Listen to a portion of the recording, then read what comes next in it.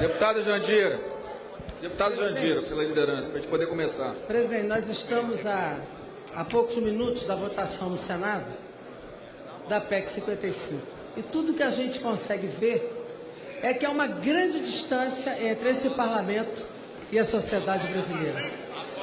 A expectativa é que seja aprovada a PEC 55, apesar de uma manifestação hoje de quase 20 mil pessoas na esplanada dos ministérios. Imaginar que nós vamos considerar que 20 mil pessoas são vândalos, todas são pessoas bandidas, que vieram aqui para fazer vandalismo. Tem estudantes menores, estudantes que ocupam escolas e cuidam do patrimônio das escolas. A União Nacional dos Estudantes tem história nesse país. A União Brasileira de Estudantes Secundaristas tem história nesse país. Esses estudantes participam e cada vez mais alcançam o melhor momento das suas vidas, porque lutam pelo direito à educação, pelo direito à escola e pelas verbas da educação. Essa manifestação aqui hoje, absolutamente pacífica da parte das entidades e da grande maioria dos estudantes, teve que enfrentar um número de provocadores. É bom que vocês vejam lá quem são esses provocadores.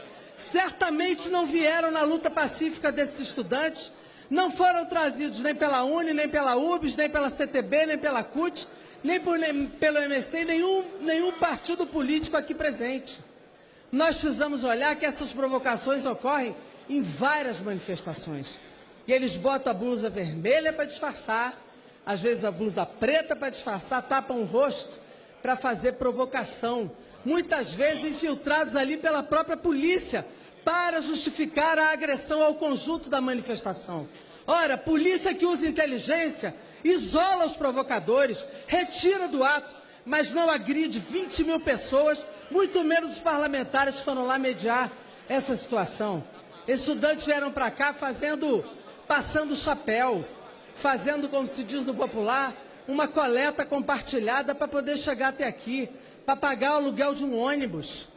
Não é correto, não é respeitoso, não é razoável que se agrida essa manifestação da forma como estão fazendo aqui.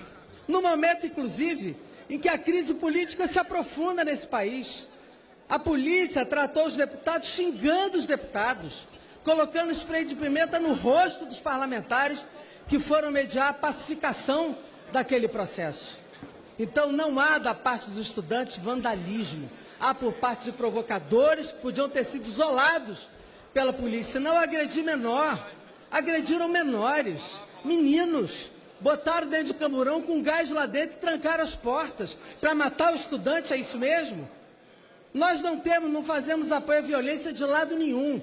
Se o policial foi esfaqueado por algum provocador, que seja apurado, que seja punido, mas vamos respeitar a liberdade de manifestação que nós sempre respeitamos quando estávamos no governo.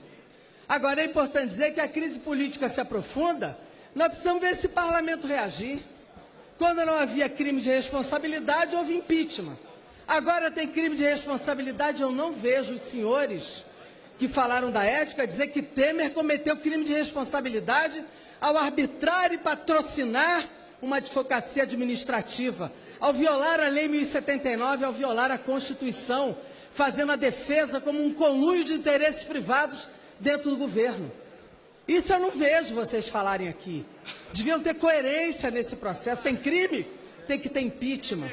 A sociedade já se organizou e na terça-feira vai protocolar aqui um pedido de impeachment em relação a esse presidente sem voto, esse presidente ilegítimo.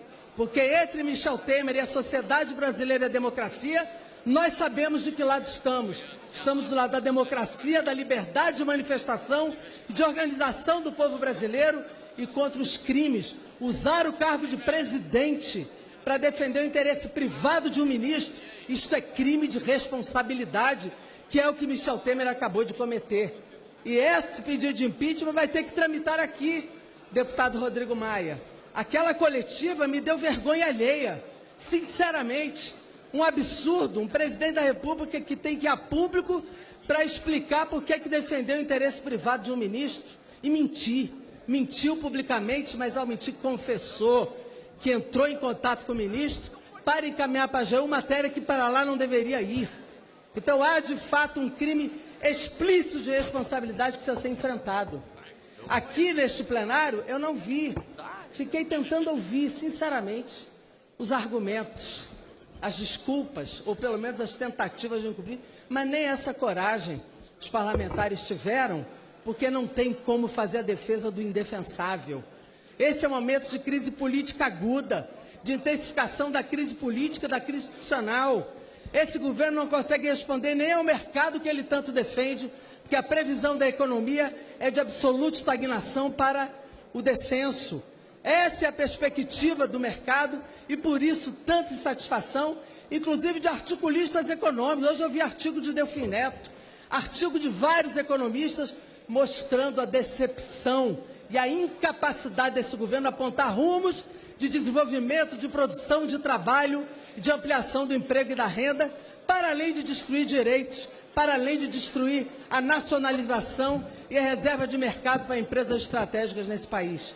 Agora chegamos a esse plenário, sem que esse debate tenha ganho corpo, que deveria ganhar, para votar as 10 medidas. Vamos votá-las. Votamos a urgência na semana passada para trazer a pauta e vamos votar novamente. Tentaram distorcer o comportamento de quem votou pela urgência. Tentaram vincular isso com a anistia do Caixa 2. Tentaram vincular isso com uma outra pauta. Mas o que nós votamos aqui foi para trazer as medidas ao plenário. Demanda da sociedade, demanda do Ministério Público. Quando estivemos com o Procurador-Geral da República, Dr. Janot, quando essas medidas para cá foram encaminhadas, ele nos disse para todos os líderes: essa é uma proposta inicial, que pode ser modificada, pode ser enriquecida, podem contribuir. E nesse momento aqui o que nós vamos fazer é contribuir. Vamos sim votar as medidas, mas vamos buscar votar destaques que tirem desse relatório arbitrariedades, abusos e o preterimento do direito de defesa. Queremos que o Estado Democrático de Direito se estabeleça.